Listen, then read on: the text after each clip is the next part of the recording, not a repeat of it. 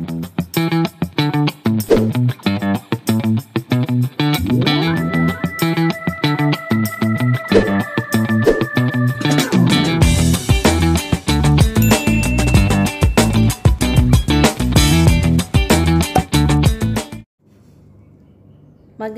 araw mga mamshi. Ayan, magluluto tayo ngayon guys ng gulay. Ayan, may nagbigay sa amin ng sitaw at ampalaya guys. So ayan, gusto kong pasalamatan muna sila Selfa, Kodjamat at Rosly. Ayan, dahil sila ang nagbigay sa amin guys ng gugulayin namin ngayong pananghalian. Ayan, ang ulam namin ni Budot's Queen. So, ayan guys, hiwain muna natin yung ampalaya. Siya nga pala guys, 3 pirasong ampalaya yan at mga 10 piraso ng sitaw. So, sabi ko para medyo dumami siya at makagawa kami ng isang malaking plato na pang-ulam. Ayan, paghaluin ko na lang sila, diba? Usually naman pag nagluto tayo ng ampalaya na may itlog, ampalaya lang siya. Pero ngayon naman ang gagawin natin, ampalaya at sitaw. So, ayan guys, umpisahan na natin. Ayan, painitin muna yung kawali. Siyempre, lagyan natin ng mantika.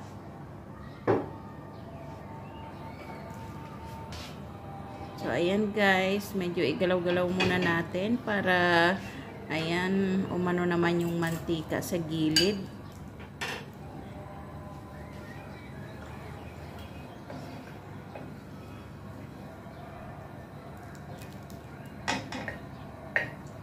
Ayan, sinubukan ko muna guys kung mainit na.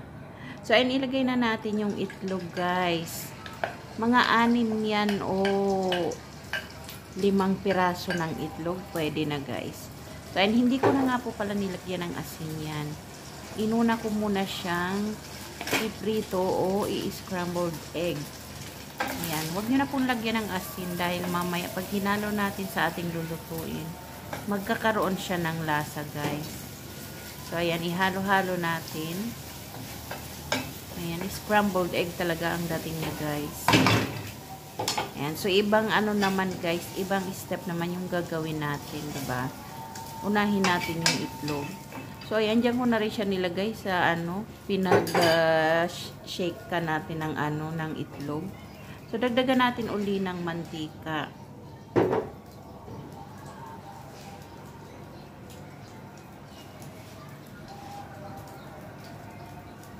Siyempre, unahin nating igisa yung bawang.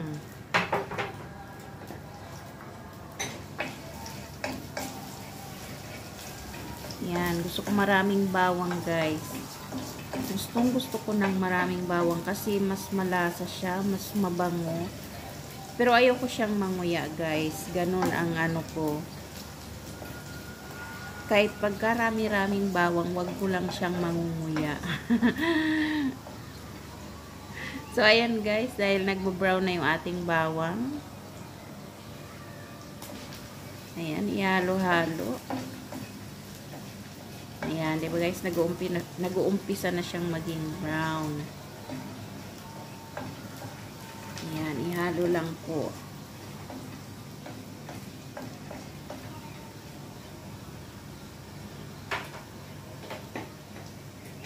Siyempre, isunod natin yung sibuyas, guys. Ayan.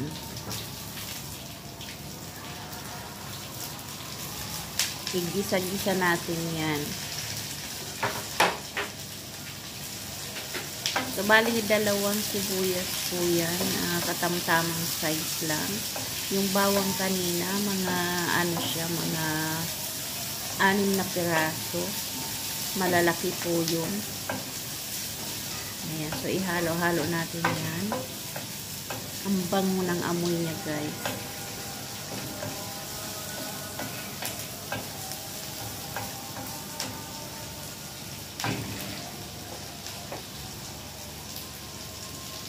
Ayan. Siyempre, isunod natin yung kamatis. Ayan. Kaya yung kanyang title, guys, ay kinamatisan. Bali, 2 malaking kamatis po yan.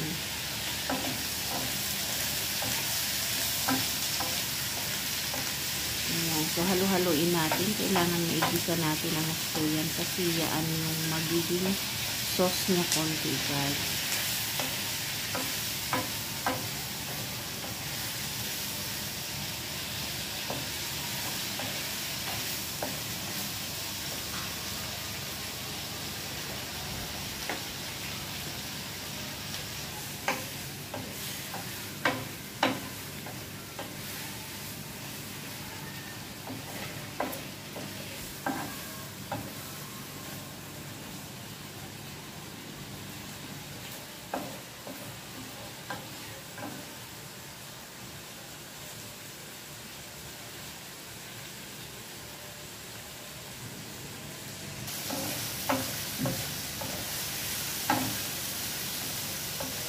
Ayan, pagkahalo natin guys, takpan muna yan.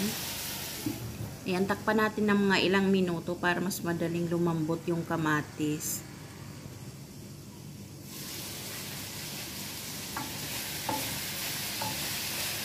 So, ayan guys, medyo lumambot na yung kamatis natin. Ayan, kaya na siyang anuhin ng sandok, durugin. Ayan, mas masarap kasi ang kamatis kapag nadurog na guys. Ayan, syempre ilagay natin yung hipon. Yan nga po pala ay leftover lang sa mga naunang luto ko. Ayan, so mayroon siyang 4 na piraso ng jumbo shrimp. Ayun, nalaga na. So, hiniwa-hiwa ko na lang siya guys ng maliliit. Tapos, isinahog ko dito sa ginigisa ko ngayon. Ayan, syempre nilagyan ko rin siya ng 2 can na tuna. Ayan, spicy tuna po yan. Any brand, kung ano ang gusto nyong ilagay. Ayan, so pinaghalo ko yung hipon at tuna. Yun ang kanyang sahog ngayon guys. Ayan, syempre medyo idurog-durog nyo yung tuna. Ayan, mas maganda kapag medyo maliliit lang siya.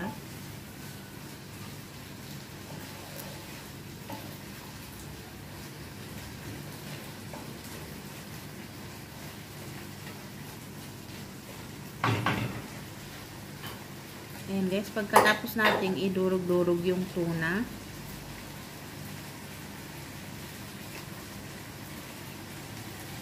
ayan, hayaan muna natin siyang maigisa ng konti guys. Syempre para mag-absorb yung kanyang lasa. Ayan, syempre lagyan natin ang 2 chicken cubes. O, diba guys? Ang sahog niya, hipon, tsaka tuna. Pero ang pampalasa niya, chicken cubes. O, san ka pa? O, diba guys? Pinaghalo-halo siya. 3 klase ng flavor.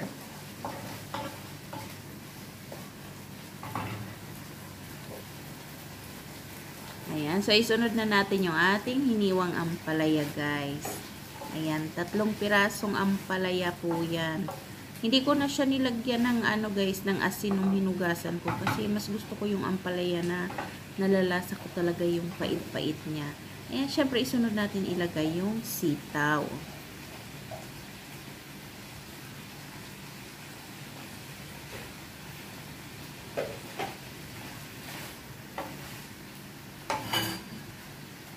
Ayan, syempre haluin natin ng maigi yan.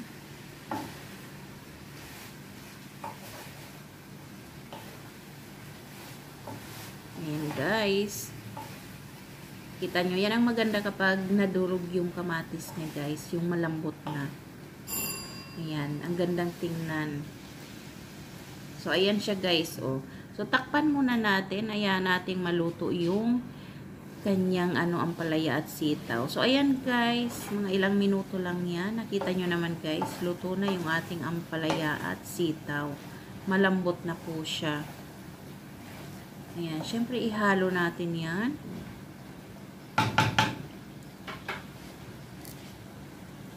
At syempre huwag kalimutang lagyan ng patis guys.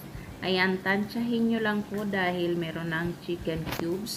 May alat na rin po yun. So, tansyahan lang yung paglagay ng patis. Ayan.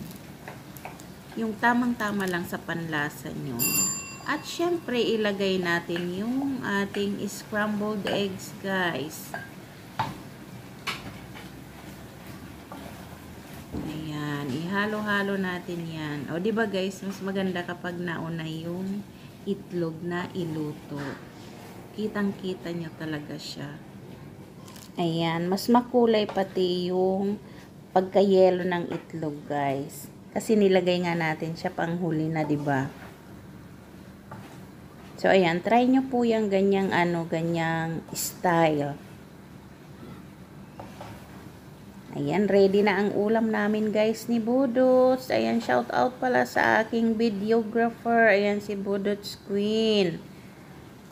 Ayan guys, medyo medyo nag-i-improve na. Pareho na kaming natututo kung paano kumuha ng medyo maganda at close up. Ayan, parang kita-kita yung pagkain.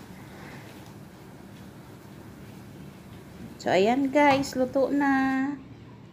Ayan, maglagay na tayo syempre sa ating serving plate.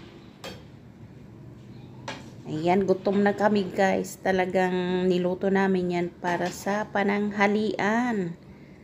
Ayan, syempre maghati-hati kami. Kailangan bigyan din namin yung nagbigay sa amin guys.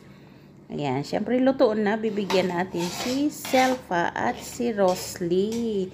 Ayan, salamat sa aming mga kaibigan guys. At solve na naman ang aming pananghalian.